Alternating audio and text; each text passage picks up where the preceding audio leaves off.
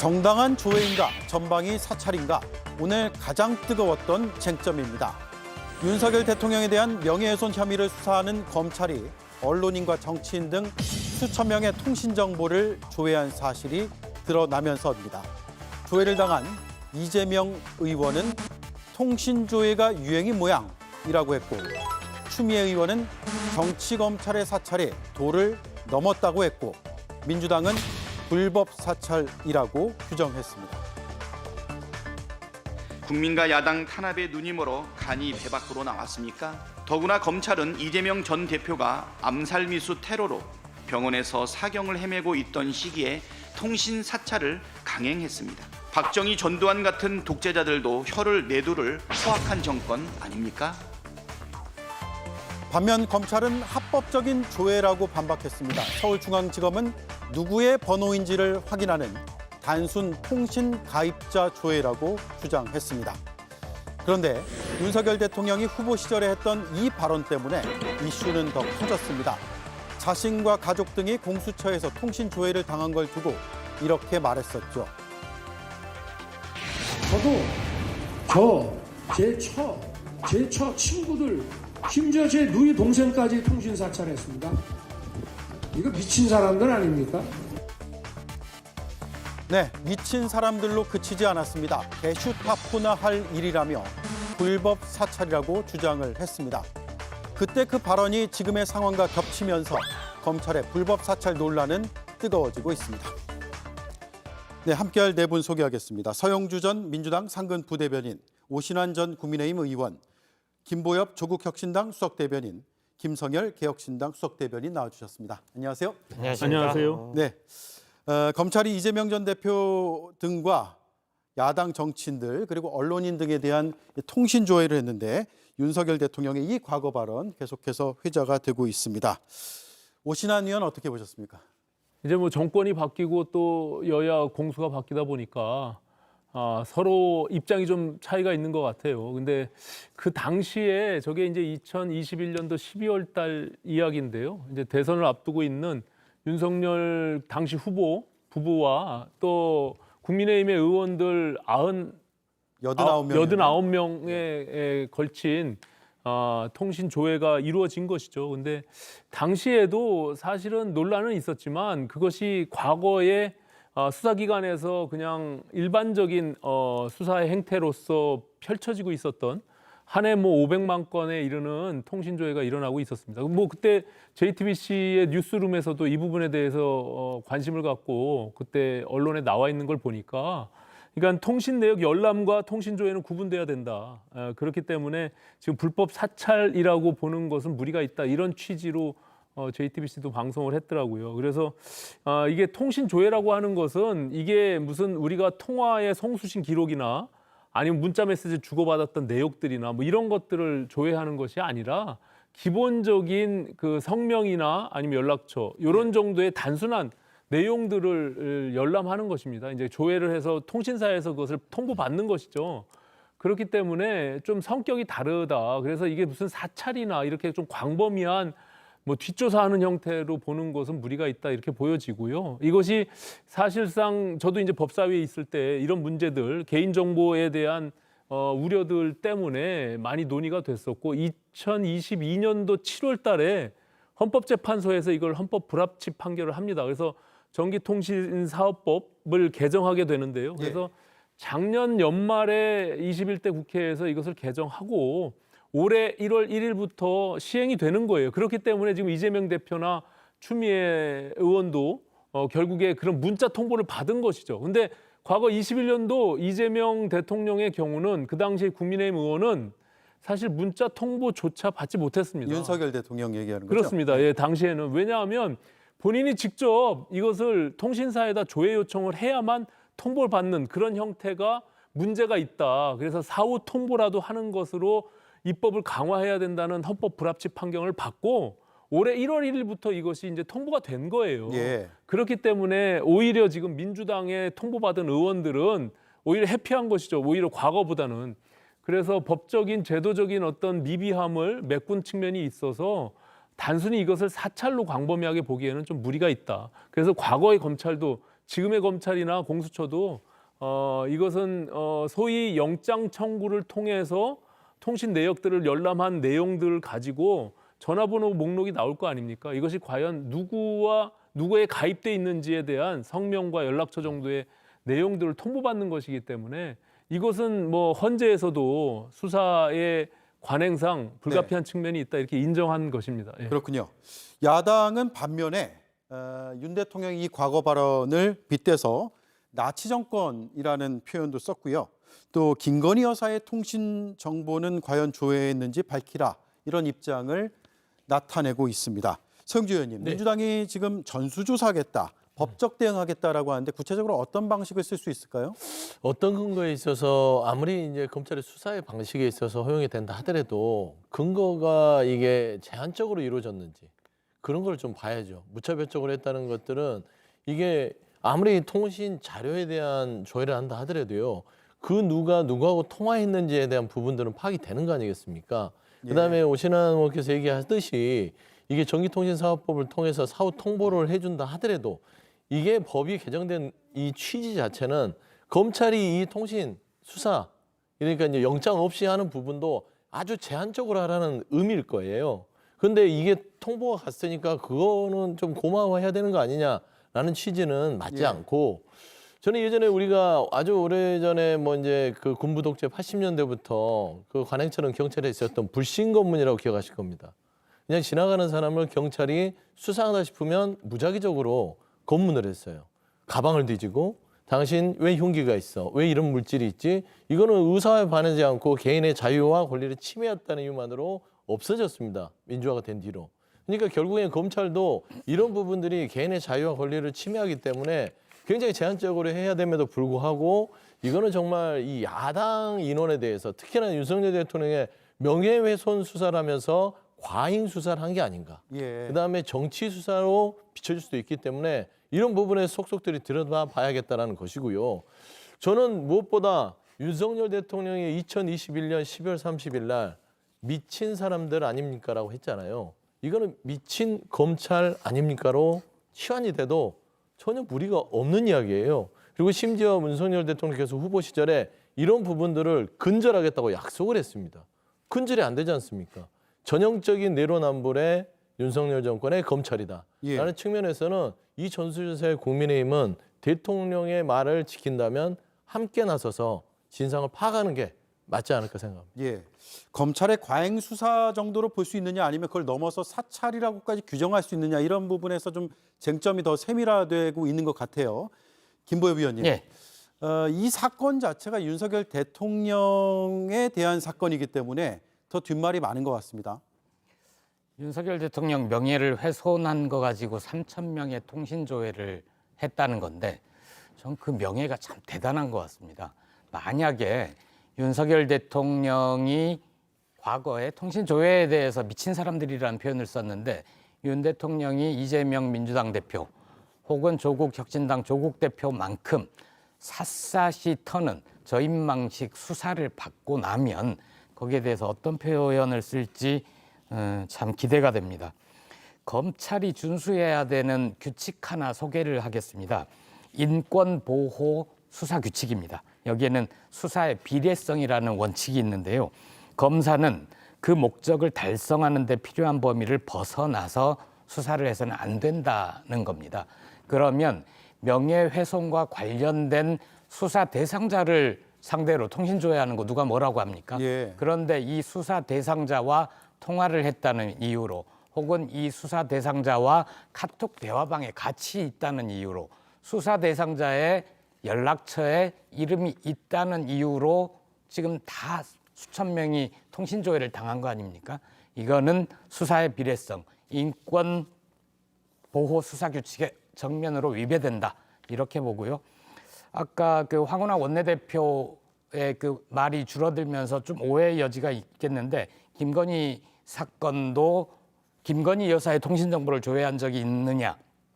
이 얘기는 김건희 씨도 지금 수사를 받고 있지 않습니까? 검찰 조사를 받고 있는데 명품백 수수 사건, 주가 조작 사건 여기에서 연루자들이 많을 겁니다.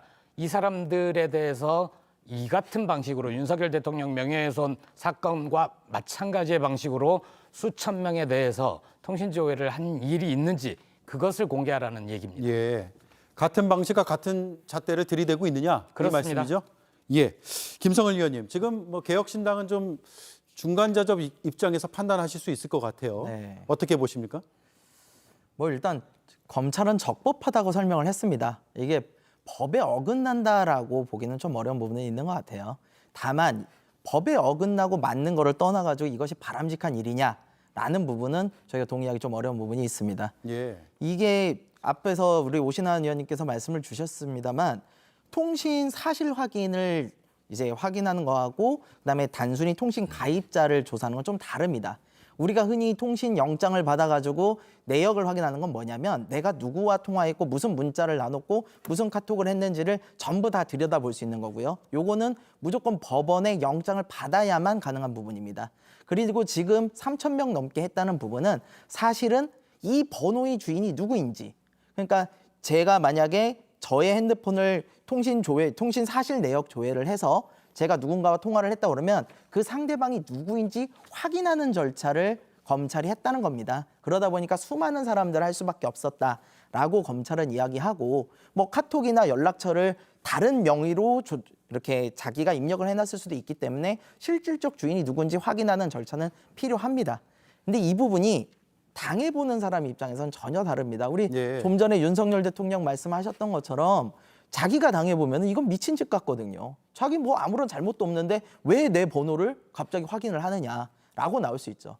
검찰의 입장에서는 명확합니다. 수사를 위해서 반드시 해야 되는 부분이라고 생각을 합니다. 하지만 이 부분은 명백히 인권 침해의 소지가 있습니다. 지금 앞에서 얘기했듯이 과연 김건희 여사나 다른 사람들에게도 똑같은 잣대를 들이댔느냐라고 하면 할 말은 없을 겁니다. 그래서 저는 이 부분 역시도 검찰이 이러한 내용들을 비껴나가려면, 이런 논란을 비껴나가려면 이렇게 단순한 통신 가입자 조회도 영장을 받아서 하는 것이 맞다. 예. 그래서 판사로 하여금 판단을 하게 해서 정말 이 수사에 필요한 사람들만 제한적으로 통신 조회를 하도록 하는 것이 맞다. 그렇게 생각을 합니다. 네. 검찰의 자의성을 좀 줄이고 네. 법원까지 판단할 수 있게 해보자, 이 네, 말씀이네요. 네, 검찰에서 어차피 적법하다고 지금 주장을 하고 있는데 이런 설명입니다. 단순 통신 가입자 조회를 실시한 것이고 가입자 인적사항 그리고 가입했는지 해지했는지의 일시 정도였다. 그러면서 다음 장도 있나요? 네, 이게 이제 이런 조회 사실을 통보하는 것도 보면은 3개월 이내 2회에 한해서는 통지 유예가 가능하다라는 점도 밝히고 있거든요. 그러니까 이제 한 70일 정도 만에 당사자에게 공개를 해줬단 말이에요. 그것도 역시 적법하다 이렇게 주장을 하고 있습니다. 이 전기통신사업법 제83조의 2에 대해서 오신환 서영주 의원님 의견을 한번 들어볼까요?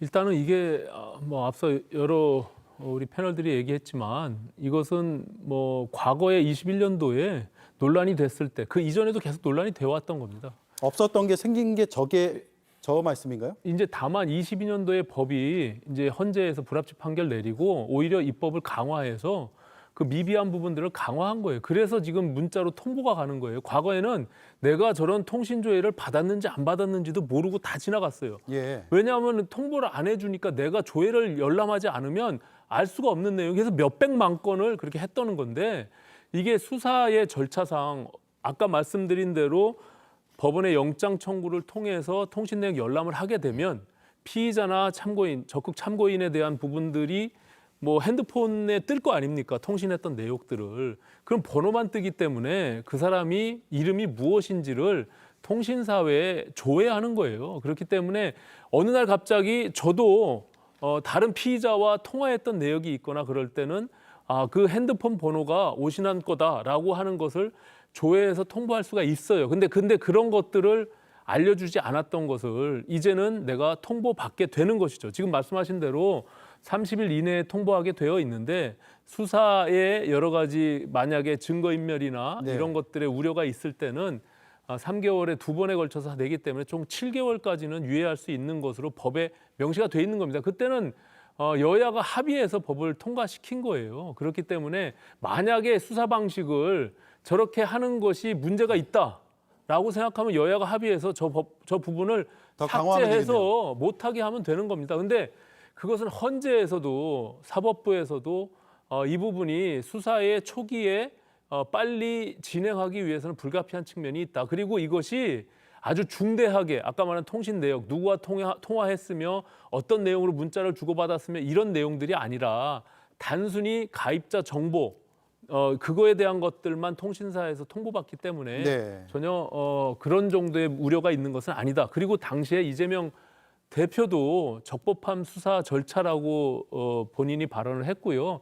당시에 법사위에 민주당의 의원들, 송기현 의원, 간사, 최강욱 의원 모두가 나서서 이것은 적법한 수사 절차다. 헌재에서 판결이 나기 전에도 그렇게 얘기했는데 이제는 오히려 저런 것들을 통보하게 됐기 때문에 수사의 방식을 전환하지 않는 한은 저는 불가피한 측면이 있다 이렇게 생각을 네. 합니다. 예. 자, 서영주 의원님 의견 듣고 그러니까 지금 이재명 대표나 민주당 측에서 당시에 이게 수사의 적법한 절차가 아닐까 생각한다라고 얘기했지 적법한 절차라고 대단히 호응해 준 건 아닙니다. 그리고 22년 정도에 이제 전기통신사업법이 이제 개정이 됐고요. 결국 이 부분이 제한적으로 해야 된다는 부분은 여야 공이 국회에서 합의가 된 거예요. 그러면은 검찰은 이 부분에 대해서 제한적으로 사용해야 된다는 것은 누구나 알 수 있음에도 불구하고 이 사건 자체를 좀 들여다봐야 됩니다. 왜 이게 정치적인 문제가 있고 정치 수사고 사찰일 수 있느냐. 그러니까 그 신앙림 씨 사건 부분을 통해서 결국 윤석열 대통령이 명예훼손을 한 거 아니냐. 예. 그리고 그 뒤에는 민주당이나 이 야권에서 작업을 한 게 아니냐. 이거를 밝혀내기 위한 광범위한 저인망식 수사인 거예요. 그러니까 검찰이 일을 못할 때 이렇게 그냥 막 던지는 겁니다. 예를 들어서 기자 한 명이 통신 자료를 해서 누구랑 통화했는지 취재원들이 다 나오는 거 아니겠어요. 그러니까 제한적으로 수사 범위를 좁히지 않은 상태에서 검찰이 무조건 윤석열 대통령의 명예훼손 부분들을 유죄를 만들기 위해서 야권 인사를 아주 광범위하게 다 조사하는 겁니다. 이재명 대표만 보더라도 그러면 이재명 대표가 그 기자와 어떤 통신을 했는지가 연결이 된다면 이재명 대표를 소환하는 거예요. 그러니까 어떤 범죄 혐의가 사실이 확인이 안 돼 있음에도 불구하고 이름만 확인이 되면 연결이 지어서 기소를 하겠다는 이런 불손한 정치적인 수사가 있을 수 있다는 것 때문에 민주당은 이렇게 강하게 반발하는 것이고요. 두 번째 말씀드리면 윤석열 대통령 당시에는 이 공수처였지만 대상이 따지면 검찰이나 공수처나 똑같은 사법기관 아닙니까? 미친 사람들입니다. 그러면서 페이스북에 어떻게 얘기했냐면 그 공수처의 폐지에 대해서 논의할 만큼 존망을 다투는 문제라고 이 문제에 대해서 강하게 어필을 했습니다. 예. 그럼 현재 검찰이 이런 통신조회를 아주 3,000명 이상의 야권 인사에 대해서 하면 윤석열 대통령은 대통령으로서 당시의 말을 책임진다면 검찰의 존폐를 논의할 만큼 아주 엄중하게 이거를 지시하거나 사실관계를 확인해야 되도 불구하고 휴가가 버렸잖아요. 이게 뭡니까? 국민들 앞에서 2021년 윤석열과 2024년의 윤석열 대통령이 다르면 안 되잖아요. 예. 자, 앞서 그 오신환 의원이 짚어주신 그 이재명 당시 이제 후보죠. 더불어민주당 대선 후보의 발언, 통신조회 사실에 대한 그 발언을 한번 들어보시죠. 통신자료 조회는 아마 수사에 있어서 매우 중요한 기초 자료라서 글쎄 그거를 법령에 의한 행위를 사찰이라고 할 수는 없을 것 같고요. 윤석열 검찰도 수십만 건을 했지만 그걸 누구도 사찰이라고 하지는 않죠. 자, 저 때는 이제 통신조회의 대상이 윤석열 대통령이 포함이 돼 있으니까 지금하고는 상황은 정반대인 것 같아요. 그래서 제가 한마디만 드리면 예. 이게 사람에 따라 그때 상황이 다른 거잖아요. 근데 어쨌든 저 수사 방식에 대해서 우리가 인정을 안 하면 법을 개정해야 됩니다. 예. 지금은 오히려 아까 말씀드린 대로 문자로 통보가 가기 때문에 몇천 건이라고 지금 민주당이 주장하고 있지만 그것도 확인된 바가 없어요. 그러니까 지금은 개인이 그것을 통보받기 때문에 지금과 같이 드러날 수밖에 없는 상황이에요. 그래서 저는 향후에 공수처든 수사기관이 앞으로는 저런 통신조회도 굉장히 제한적으로 할 수밖에 없는 그런 효과를 가져올 수 있다. 예. 근데 오히려 과거에는 내가 받았는지 안 받았는지를 모르기 때문에 그냥 넘어갈 수 있거든요. 그래서 그 당시에 윤건영 의원이 검찰도 280만 건을 한 해 했다라고 주장한 바가 있어요. 그래서 아무 문제가 없다라는 방식으로 민주당이 얘기했는데 이제 와서 또다시 이런 논란을 걷는 것은 저는 내로남불 뿐이 아니다. 네. 그래서 이 제도를 바꾸려면 지금 절대 다수를 점하고 있는 민주당이 법을 바꾸면 돼요. 예. 알겠습니다. 이제 잠깐 얘기하면 그러면 이제 민주당이 바꿔도 되지만 중요한 거는 행정부의 수반은 대통령 윤석열 대통령이고요. 이 부분에 대해서 강력하게 반발했던 부분도 윤석열 대통령입니다. 그러면 어떻게 하면 되냐면 행정부에서 행정 입법을 하면 됩니다. 검찰이 이 통신 자료를 하더라도 예. 영장에 의해서 제한적으로 해야 된다. 입법 발의해서 보내면 국회에서 그거 논의해서 통과시키면 되는 거예요. 근데 그냥 나몰라라 하고 있지 않습니까? 저는 무엇이 먼저인지는 국민께서 판단하시면 잘 알 수 있을 거라고 생각합니다. 네, 자, 한 발짝 떨어져 있는 개혁신당과 반 발짝 정도 떨어져 있는 것으로 보이는 조국혁신당의 입장도 한번 들어볼게요. 먼저 김보영 예. 위원님. 일단 이재명 대표가 당시에 그 법령에 의한 것이다 이 얘기만 할 게 아니라 이 수사의 비례성, 이건 수사 규칙에 대해서 언급해뒀더라면 좋았겠다라는 생각이 들고요. 내로남불이에요, 아니에요? 내로남불이죠. 그리고 아무도 얘기하지 않는 하나 좀 얘기해보고 싶습니다. 제 주변에 이번에 그 문자 통지를 받은 사람들이 많아요. 저랑 같이 일하는 대변인, 제가 자주 가는 식당 이런 데가 많거든요. 근데 저는 왜 없을까? 저는 신앙님 언론인과도 가까운 사이여서 제 연락처가 들어있을 텐데. 예. 그래서 오신환 위원님 말씀하고 연결지어 보면 저는 이미 예전에 통보하지 않을 때 해서 네. 그 자료를 검찰이 이미 확보하고 있는 거 아닌가 오늘 그런 제 생각이 주변에서도 듭니다. 그런 얘기하는 분들이 있었습니다. 그러니까 이게 그냥 검찰의 해명에도 오늘 없는데 그렇게 얻은 정보 수사와 관련이 없다고 하면 폐기를 하는지 아니면 그 정보를 가지고 보관하고 집적을 하는지 검찰은 이미 충분히 그럴 가능성이 있지 않습니까? 대검 서버 디넷이라는 곳에 폐기한다고 해놓고 다 올려놓고 나중에 다른 수사할 때 써먹지 않았습니까?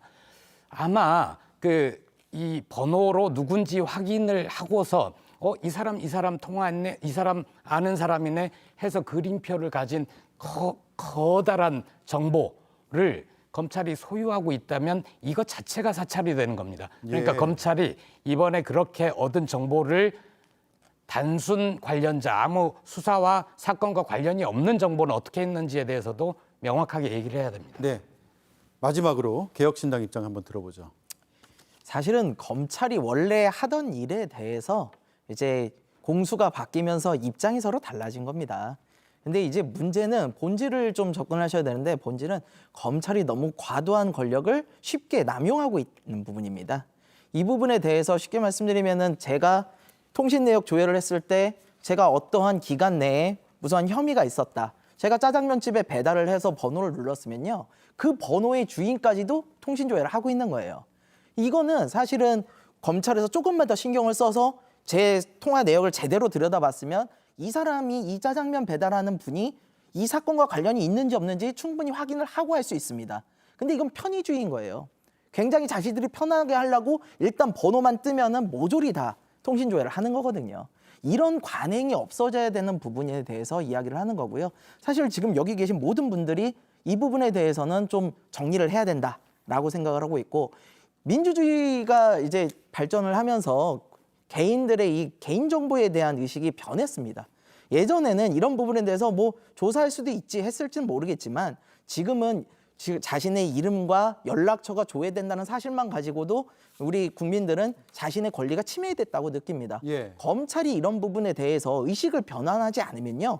반드시 국민적 저항에 부딪힐 거고요. 저는 이 부분에 대해서 국회가 나서서 여당이든 야당이든 관리 거 없이 검찰이 이런 부분을 편의적으로 하고 관행적으로 하고 있는 부분에 대해서 영장을 받아서 집행하는 부분으로 법 개정이 시급하다 이렇게 네. 생각을 합니다. 네, 여든 야든 정부 입법이든 입법이 필요하다라는 거네요. 알겠습니다. 여기까지 듣죠. 다음 이슈로 넘어가겠습니다.